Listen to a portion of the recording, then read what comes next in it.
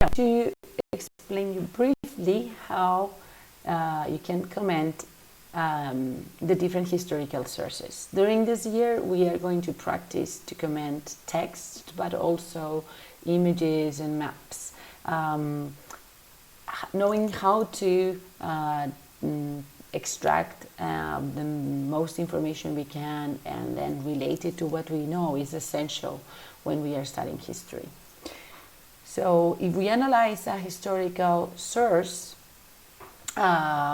we need to follow certain steps. So obviously, first of all, we will read it. I recommend reading the text twice. One first time and the second time underlining the main ideas. After we know what the text talks about, we classify the source. What does it mean? So we need to know what type of source it is. The basic thing first is to say if it's primary and secondary. So if it's a source that was written at the moment of the historical event that it refers to, or if it's secondary, so it has been written after using primary sources. Yeah, so collecting information from other sources previously written in a moment that is not the one that it refers to. And then we can classify the content. Is it a political text? Is it an economic text? Is it a social text? Is it a cultural text? We can say it is a speech. Is it a news article? Whatever. Okay, then we pass to describe the information that the source is giving us. Yeah.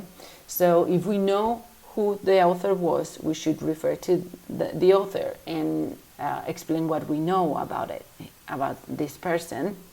Then about the origin and the chronology of the source, if we know it too. So if we know the date, we need to put it in the context. So imagine that is something written by Stalin in 1943. Yeah, so we say who Stalin was and what was going on in 1943. Okay, to have a context. So it's in the middle of World War II, when the Soviet Union started to win the Germans, after the victory of the siege of Stalingrad. If we don't know it, then we cannot comment that. Maybe we can just guess something.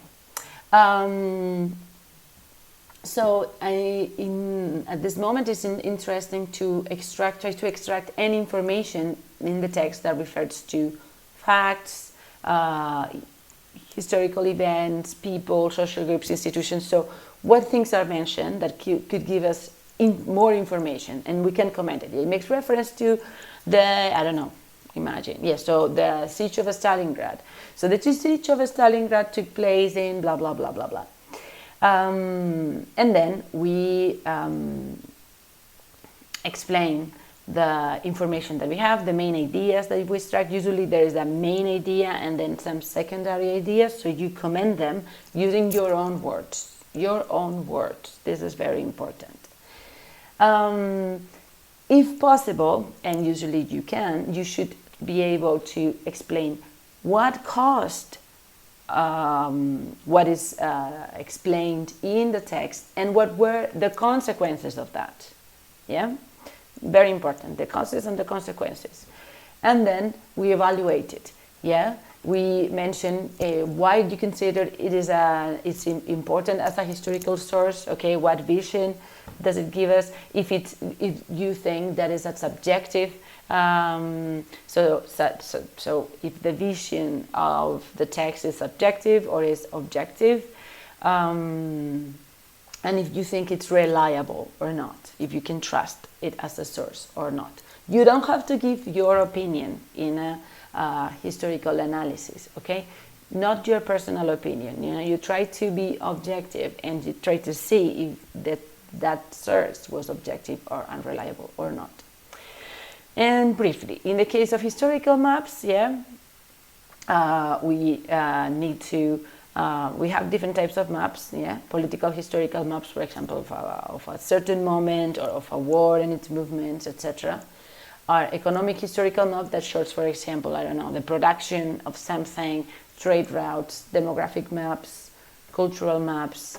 Yeah, so it's very important that we look at the key of the map, that will give us all the information that then we should be able to comment. Maps are extremely useful when we study history, and so by explaining, looking at the key, and then we will be able to explain and maybe to contrast and to use the information that we have about that certain moment or event, or we do some research, and then we will be able to explain it. Yeah. So you here have the steps. Yeah, so we obviously first observe, as I was saying. So we describe what we see according to the key, the colors, the symbols, etc., and then we explain it, putting together the information that we have about the topic. Yeah. And then we come to a conclusion, maybe a brief summary, or how useful it is, etc., etc.